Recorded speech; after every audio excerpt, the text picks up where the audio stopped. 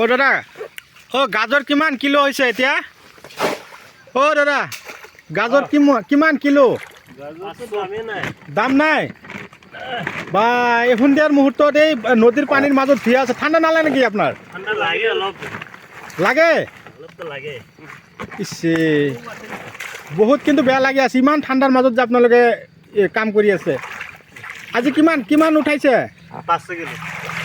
5-6 quintal. অঁ এই গ'ল এইটো গ'ল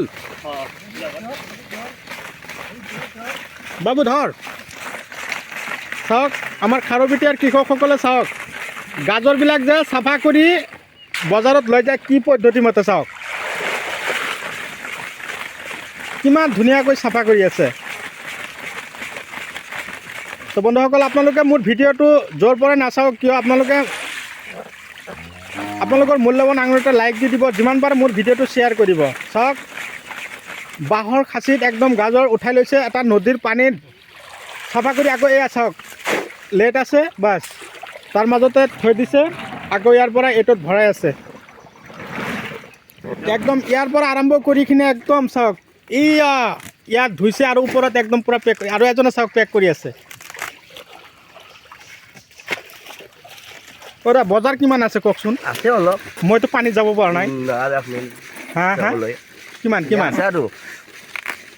টকা আছে। 15-20 টকা আছে নাই? আছে। অঁ আৰু উঠাব আছে নেকি? আৰু বহুত আছে ইছে দামটো কমি গ'ল। এই উঠোৱাটো অকণমান বন্ধ কৰি দিব লাগে নেকি? অঁ সেইটোতো হয়। চাওক খেতি কৰি যদি আমি চব্জিৰ পৰা টকা নাপাওঁ এইটো কিন্তু আটাইতকৈ বেয়া লগা কথা। ইমান কষ্ট গাজৰ খেতি কিন্তু ইমান সাধাৰণ খেতি নহয়, কিমান যে লেবাৰ খৰচ। অঁ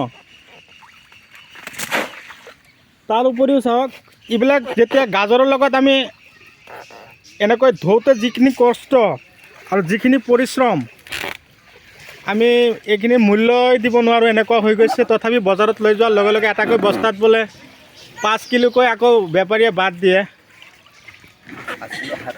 5 কিলো 7 কিলো বাদ দিয়ে না?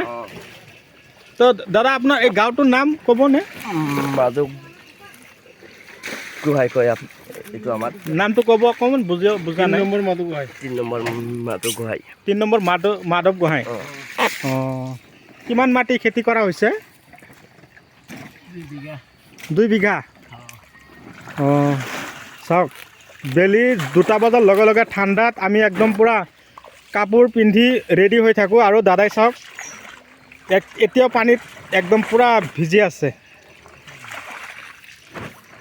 টকাৰ আমি আশা কোনে নকৰোঁ। চাওক খেতি ইমান কষ্ট কৰি কৰাৰ পিছত আমি যেতিয়া খেতিৰ পৰা টকা নাপাওঁ তেতিয়া কিন্তু একদম বেয়া লাগে আমাৰ।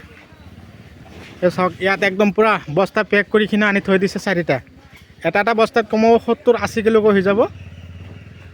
আপোনালোকৰ ফালে কেনেকুৱা হেৰি কৰে জনাব। যদি আপোনালোকে মোৰ চেনেলত নতুন ভিউৱাৰ্ছ হিচাপে আছে তেনেহ'লে মোৰ চেনেলটো ছাবস্ক্ৰাইব কৰি দিব, কাষত থকা বেল ঘণ্টিটো লাহেকৈ বজাই দিব যাতে এনেকুৱা ধৰণৰ আমাৰ উন্নত খেতিৰ ভিডিঅ' নটিফিকেশ্যন পায়। আমি কেনেকুৱা পদ্ধতিমতে খেতি কৰোঁ তাৰ ভিডিঅ'ৰ নটিফিকেশ্যন পায়। তো আজিলৈ এৰিলোঁ, পৰৱৰ্তী ভিডিঅ'ত পুনৰ আপোনালোকক লগ পোৱাৰ আশাৰে ধন্যবাদ।